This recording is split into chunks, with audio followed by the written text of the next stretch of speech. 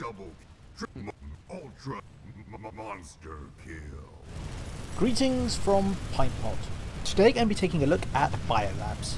Now these bases in particular have a reputation for being real meat grinders, and stalemates in these sorts of bases can last for absolutely hours. So I'm going to try and explain why this might be the case, and some ideas of assaulting these bases more effectively.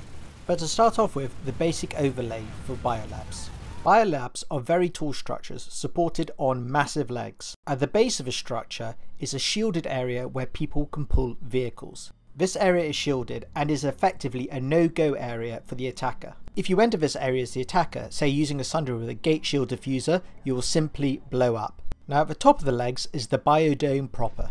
So the first question to answer is, how do you get in it? Well, the basic structure of all biodomes is the same. Each biolab is surrounded by 3 separate bases. Each of these bases gives you 2 ways to get into the base. One is a jump pad. These jump pads allow you to jump from the adjacent base onto one of the landing pads on the biolab. Now the biolabs have 2 landing pads. Now given they are 2 landing pads but 3 bases from which you can jump onto the landing pad, you may or may not share your landing pad with a jump pad to a different base. In addition, the neighbouring bases also have a teleportation device. These teleportation devices take you into a shielded room within the biolab itself. From this shielded room, you can launch an attack. In addition to these jump pads and teleportation devices, there is another way into the biolab, and that is using the lift system at the ends of each of the 2 landing pads. Now at the base of these lifts is a Sunderer garage, which protects parked Sunderers from being blown up from above. So that's how you get into the base, but what do you do once you're inside it? Well, inside the biolab there's either 3 or 4 control points. Like any base, you want to aim to capture them all. But given that this can be in practice extremely difficult, there is another way of effectively capturing the base. There is a generator housed in one of the main buildings within the biolab. If you overload it and after 2 minutes it blows up, then the SCU, which is in the very centre of the biolab, becomes vulnerable. If you overload the SCU and it blows up after 1 minute, then the defending force can no longer spawn within the biolab, which in practice means they've lost, because the only way to reinforce it then is to themselves go on a neighbouring base and use the jump pads or teleporters to get back in. So that's the basic overlay of the biolab. But what's the difficulty in taking it in practice? And there are 2 distinct problems in taking a biolab. The first tends to affect it when you're assaulting with a reasonably small force, and that is the whack-a-mole syndrome. Because there are 3 control points with multiple routes to get to them, as soon as you take one of the control points, it's very easy for the defenders to just take another one back. If you spread your attacking force too thinly so they can defend all the control points, the chances are that any fight they're going to have against the defenders, they're going to be outnumbered in. Therefore, the best way to ensure victory is taking out the generator and then the SCU. This has 2 major benefits. Firstly, if you succeed in destroying the SCU, the defenders won't be able to spawn in the biolab any longer. Secondly, the defending force can't spend all their time recapturing the capturing points, as they desperately need to stop the SCU being overloaded. Therefore they end up stuck between a rock and the hard place. Do they recapture the control points or save the SCU? This will divide their force and weaken them. But what happens when you get a larger population within a biolab? And the problem the attacker faces, and the reason why biolabs become such meat grinders, is choke points. Now if you're attacking from a neighbouring base, at least on paper it looks like you have 3 routes into the biolab: jump pad, teleporter and deployed Sunderer. But the problem the attacker has is that all of these attack points can lead you into exactly the same choke point. Using either the jump pad or the lifts to get onto the landing pad means that you still have to go through exactly the same choke point to get into the biolab. This doorway area between the landing pad and the biolab is an absolute kill zone. And when you get a critical mass of population within a biolab, there's so much firepower being landed at this doorway that regardless of how many people you have, you can't get through it. Literally anything, maxes or infantry, trying to cross through this gap will die, on either side. Well, you might say in reply to that, you still got the spawn rooms inside the biolab. And this is true to some extent, but you had the problem that one of the doorways of each of the spawn rooms tends to lead to the choke point around the landing pad. In addition, the spawn rooms suffer from the problem that there's often overhanging shrubbery and buildings around them which allow the defenders to shoot down on them as soon as they leave the spawn room. So in other words, even though you have in theory multiple points of attack, In reality, all of these can be camped very effectively once you have a sufficient number of defenders. And this is the point where the fight becomes an absolute farm. So, as a newer player, what should you be looking to do to help in an attack on a biolab? And there is a simple first principle on this. The greater the number of points of attack, the less likely you're going to be caught in a choke point. Therefore, you want to capture as many of the bases around the biolab as possible. Now, you can't always capture all 3 bases around them because sometimes there's a direct link on the lattice between the warp gate and the biolab. Therefore, there's no way of capturing the 3rd base without capturing the biolab first. But you should always be able to capture 2 bases next to the biolab before assaulting it.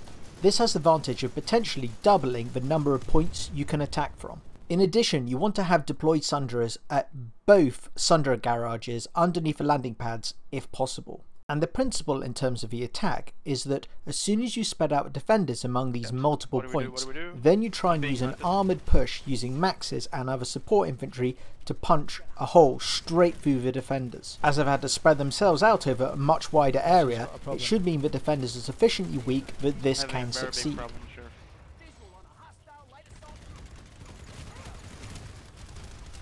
Gonna try. Yeah, there's like 20 of them.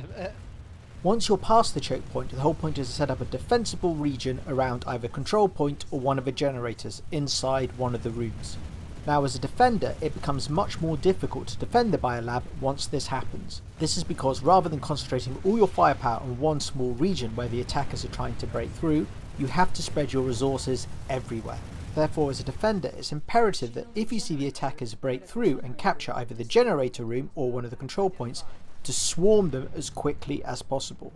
What you desperately don't want them doing is fortifying the room in such a way that you have to besiege it with lots of troops, as this takes them away from controlling the choke points. If the attacker can divert enough troops to try and deal with them, then it's much easier for the rest of the attacking force to force their way through past the choke point and into the biolab proper. So what's the role of armour and air in these attacks? Well, first of all, air control is absolutely imperative for the attacker. The attacking force is very likely to have a large number of soldiers exposed on the landing pads. An entire force can be massacred within seconds by a liberator if they're allowed to attack them. Therefore, the attacker must control the air and stop enemy gunships from bombarding their troops which are trying to force their way into the biolab. And in terms of armour, the greatest vulnerability that deployed Sunderers at the various landing pads have is to enemy tanks coming out of the bottom of the biolab and blowing them up. Infantry are not much of a threat coming out of the bottom of the biolab, as you have so much open terrain to cross that you'll just get massacred in between. But armour is quick enough and robust enough to cross the gap and attack the Sunderer when it's most vulnerable. Therefore, the attacking force's armour is there to ensure that their Sunderers remain protected from any raiding armour coming out of the bottom of the biolab. So let's quickly consider what the attacker has to do relative to the defender. Well, the attacker has to ensure air superiority to stop their troops being bombarded, armour superiority to ensure that their Sunderers don't get destroyed, the capture of multiple bases to ensure they have plenty of points of attack on the biolab, and a degree of organisation that you have one solid force of troops which will punch their hole through the defenders and ensure you break into the biolab proper. And what do the defenders need to do?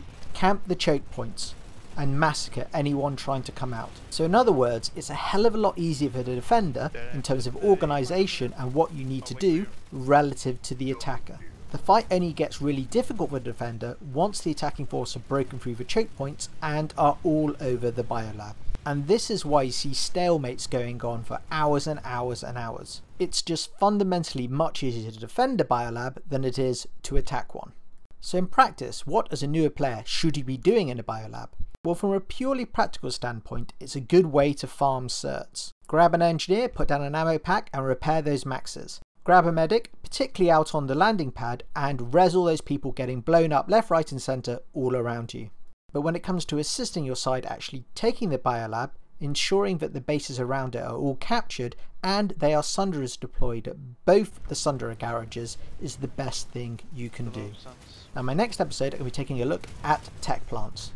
If you found this episode interesting or useful, please feel free to thumbs up, thumbs down, subscribe or comment as appropriate. In the meantime, have a good one, happy hunting, and Pintpot out. And done. Go for it. Yeah. I'm totally out of ammo now, so I just heal you with my medic gun constantly. Oh. They're ready. Oh You no, can get him? no, it's Can I try again? no.